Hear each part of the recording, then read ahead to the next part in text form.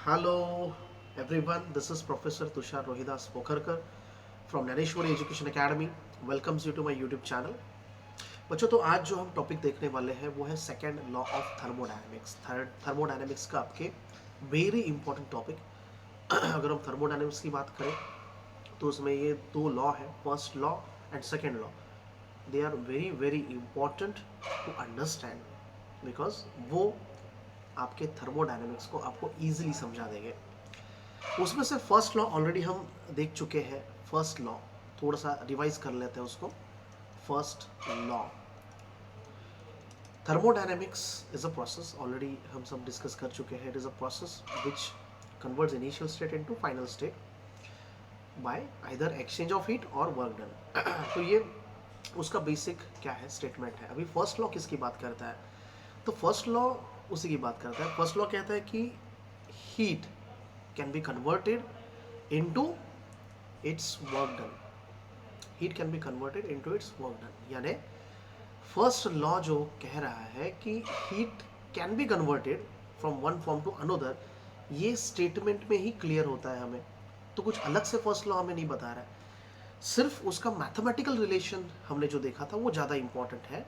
Mathematical relation तो heat को convert कर रहा है वो, तो obviously Q that is an indication of heat is equal to, अभी ये हीट एनर्जी दो फॉर्म में वहाँ पे कन्वर्ट होता है, हमने देखा था। एक सिस्टम अगर है तो उसमें उसका होता है internal energy. Internal energy comes at microscopic level.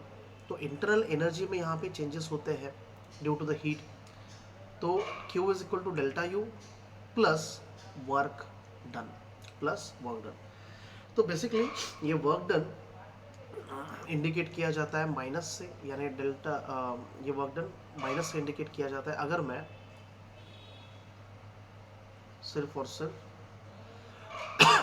Delta U को लिखूं तो delta U is equal to, it becomes Q minus W।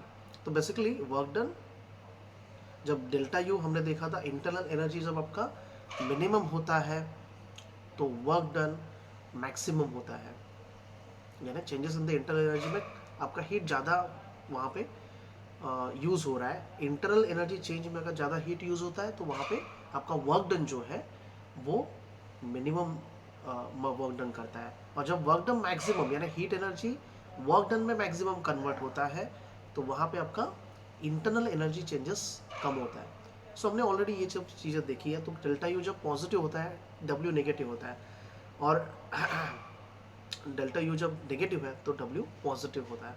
सो ये सब चीज़ें आपके फर्स्ट लॉ में आती है। अभी second law of thermodynamics is our main target for today's lecture. तो सेकेंड लॉ को पहले आपको पढ़ना है, तो वी हैव टू अंडरस्टैंड और we have to recall the first law. इसलिए मैंने फर्स्ट लॉ यहाँ पे एक्सप्लेन कर रहा हूँ। First law is a mathematical relation between heat and work done and internal energy also. अभी फर्स्ट लॉ से सेकेंड लॉ क्यों आ रहा है, यानी सेकेंड लॉ की क्या जरूरत थी? जीरोथ लॉ हमने देखा था। जीरोथ लॉ फर्स्ट और सेकेंड के पहले आता है, थर्मल इक्विलिब्रियम के बारे में कहता है। अगर A C के साथ थर्मल इक्विलिब्रियम में है, B C के साथ इक्विलिब्रियम में है, तो A और B दोनों थर्मल इक्विलिब्रियम में आ जाते हैं। तो ये हमने देखा था जीरोथ लॉ में। और उसके बाद फर्स्ट लॉ, ये उसका मैथमेटिकल रिलेशन है। बट सेकेंड लॉ क्यों आ रहा है पिक्चर में? सेकेंड लॉ इसलिए आ रहा है क्योंकि फर्स्ट लॉ में कुछ लिमिटेशंस हैं। There are some limitations in first law which we need to understand. वो क्या लिमिटेशंस है? तो फर्स्ट लॉ आप देखोगे, दो ही लिमिटेशन आपको उसमें याद रखनी होती है। दो ही लिमिटेशन है फर्स्ट लॉ की। सबसे पहला लिमिटेशन, फर्स्ट लॉ कहता है कि हीट एनर्जी जो है ना, हीट एनर्जी जो है वो हम, heat energy can be converted,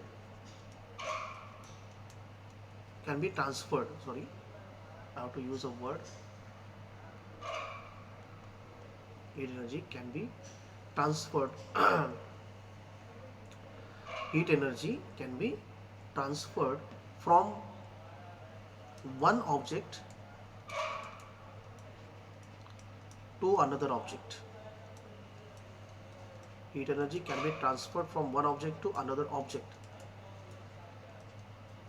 यानी बस इतना ही कह रहा है वो कि हीट एनर्जी आपकी ट्रांसफर हो सकती है एक ऑब्जेक्ट से दूसरे ऑब्जेक्ट में। बल्कि हमें पता है कि हीट एनर्जी हमें ये पता है कि हीट एनर्जी जो है प्रैक्टिकली अगर देखा जाए, तो it gets transferred,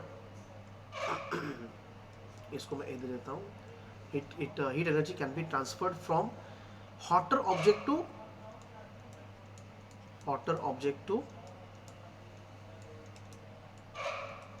colder object naturally, यानी energy always flow from higher potential to lower potential naturally, हमें कुछ करना नहीं पड़ता है उसके लिए। जैसे चाय को रख दो, आपके एग्जाम्पल सबसे बेस्ट वही है, चाय को रख दो आपके सराउंडिंग में, वो ठंडा हो जाता है बिकॉज वो ट्रांसफर करता है खुद का हीट, यानी नेचुरली होता है वो, क्योंकि चाय हॉट होता है उस टाइम में, तो ये तो नेचुरली होता है। बट ये आपके फर्स्ट लॉ ने कहा ही नहीं, फर्स्ट लॉ सिर्फ कह रहा है कि हीट कैन बी ट्रांसफर्ड, कैसे हो रहा है, क्या हो रहा है अंदर, कुछ भी नहीं बताया। सेकेंड थिंग, हमें ये प्रैक्टिकली पता है कि कोल्डर ऑब्जेक्ट टू अगर हॉटर ऑब्जेक्ट जाना है, यानी हीट अगर colder object to hotter object अगर मुझे ट्रांसफर करना है, तो ये आर्टिफिशियली मैं कर सकता हूँ, यानी by performing some work done I can do this. Heat में कोल्डर टू हॉटर, यानी जैसे रेफ्रिजरेटर, एयर कंडीशनिंग ये आपके यूज होते हैं, hotter object to colder object, यानी हीट इंजन तो आराम से वर्क कर लेता है, बट आपका कोल्डर टू हॉटर ऑब्जेक्ट जब हमें हीट आपका सेंड करना होता है, भेजना होता है, तो वहाँ पे हमें वर्क डन नेसेसरी है। एंड वही हमारे रेफ्रिजरेटर और एयर कंडीशनर हीट पंप में होता है। तो ये दो चीज़ें जो है that is not explain by the first law, इसलिए फर्स्ट लॉ का ये फर्स्ट लिमिटेशन है। अभी सेकंड लिमिटेशन क्या है? फर्स्ट लॉ ने ये भी बताया कि अगर 100% हीट एनर्जी में कंसिडर करता हूँ, एक ऑब्जेक्ट को आप 100% हीट एनर्जी दे रहे हो, या फिर एक हीट मशीन को अगर आप, हीट इंजन को अगर आप 100% हीट एनर्जी दे रहे हो, तो वो कहता है कि टोटल वो वर्क डन में कन्वर्ट हो जाएगी, यानी जो 100% आप फ्यूल दे रहे हो पेट्रोल डीजल इंजन में, वो 100% कन्वर्ट हो जाएगा आपके वर्क डन में, यानी आपकी गाड़ी चल रही है without any exhaust, gas exhaust हो ही नहीं रहा है, गैस एग्जॉस्ट होगा ही नहीं, ऐसे ही चलती रहेगी बस, यानी पूरा फ्यूल वर्क डन में कन्वर्ट होगा, but it is not practically possible ही नहीं है। तो इसीलिए ये भी उसका सेकंड लिमिटेशन हो जाता है, जो बहुत ही सिंपल है अंडरस्टैंड करने के लिए।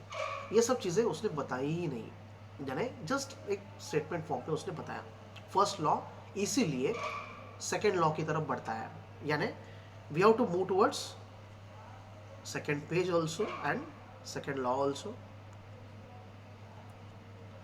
सेकंड लॉ क्या बताता है फिर? सेकंड लॉ क्या बताता है? सेकेंड लॉ में भी बच्चों दो स्टेटमेंट है, एक जो है उसको हम बोलते हैं first form, that is first form. तो फर्स्ट फॉर्म किसकी बात करता है? इसको और भी बहुत सारे नाम है, वो भी हम देखने वाले हैं, बट फर्स्ट फॉर्म क्या कहता है? फर्स्ट फॉर्म कहता है कि, इसका स्टेटमेंट मैं लिख रहा हूं, इट इज इम्पॉसिबल, आपके टेक्स्ट बुक्स में थोड़ा सा डिफिकल्ट वर्ड्स में दिया है, इसको मैं इजी करके बताता हूँ। It is impossible to convert heat absorbed from hot reservoir, that is QH, totally into work done। जो लिमिटेशन था उसी को फर्स्ट स्टेटमेंट में फर्स्ट फॉर्म में बता दिया सेकेंड लॉ ने कि it is impossible to convert heat absorb from hot reservoir, यानी एक हॉट रिजर्वायर से आप अगर हीट को एब्जॉर्ब करते हो, it is not possible to convert it into totally work done, यानी पूरा का पूरा वर्क डन में कन्वर्ट नहीं होगा। W, work done is W, that is we can say it must be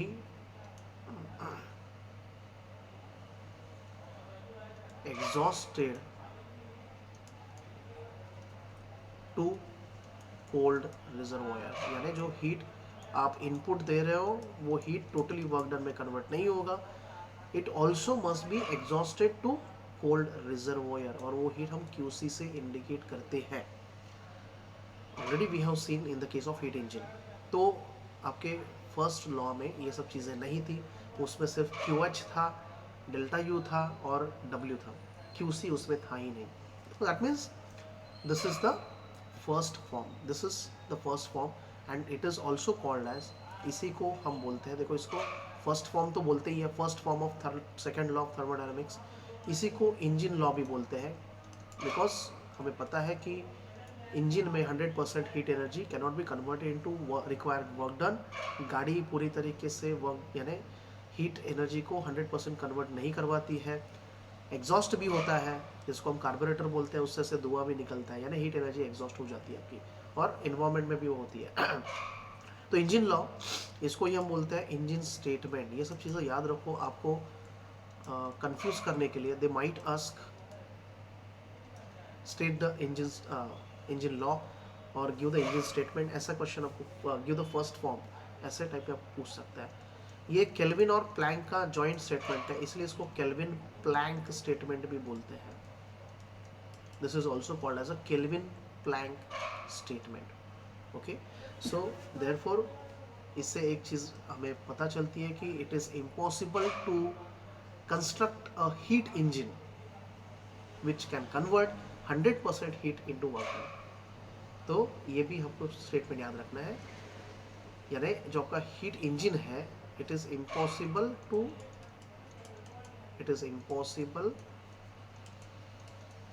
construct, by this law it is impossible to construct heat engine which converts, अभी shortcut में यहाँ पे लिख रहा हूँ मैं, 100% of heat into work done. तो this is the conclusion of first form of second law of thermodynamics. Okay, so आपको ये समझ में आया ही होगा, बहुत ही सिंपल है अंडरस्टैंड करने के लिए. और जो सेकेंड फॉर्म है, सेकेंड लॉ ऑफ थर्मोडायनेमिक्स, तो सेकेंड फॉर्म किसकी बात करता है? सेकेंड फॉर्म इसकी बात करता है कि हमें ये पता है कि आपका जो हीट एनर्जी है वो तो आपका टोटल वर्क डन में कन्वर्जन नहीं करेगा, कुछ तो एग्जॉस्ट करेगा कोल्ड रिजर्वोयर में, there will be some amount of loss. Second form किसकी बात करता है? तो सेकेंड फॉर्म उसकी बात करता है कि आपको नेचुरली पता है कि hot reservoir to cold reservoir heat flow होगा, but cold reservoir to hot reservoir अगर फ्लो करवाना है, so there must be a work done. That means second form बात करता है it is impossible to flow heat energy from cold body to hot body, cold body to hot body without performing any work, without performing any work. So this is the second form of the second law of thermodynamics. और इसे ही ये colder region to hotter region है, यानी refrigerator से relate करता है, इसीलिए इसे रेफ्रिजरेटर लॉ भी बोला जाता है. This is also called as refrigerator law. This is also called as refrigerator statement. This is also called as refrigerator statement and Clausius statement, ये भी उसको बोला गया है Clausius statement. ओके, सो इतने सारे नाम आपको याद रखने हैं फॉर फर्स्ट फॉर्म भी बोलते हैं, और वो रिलेट करता है आपके डायरेक्टली वो रिलेट करता है इंजन से, हीट इंजन से, तो इसलिए उसको इंजन लॉ, इंजन स्टेटमेंट भी बोलते हैं. एंड केल्विन प्लैंक ने एक्सप्लेन किया से उसको केल्विन प्लैंक स्टेटमेंट भी बोलते हैं. and that was the first form of second law of thermodynamics. Second form में it is also called as refrigerator law, refrigerator statement, and it is Clausius statement also. So in this way ये lecture था, video lecture था आपके second law of thermodynamics को सिर्फ understand करने के लिए. सो दोनों लॉ को अंडरस्टैंड, दोनों फॉर्म में आपको लॉ अंडरस्टैंड हो चुका होगा.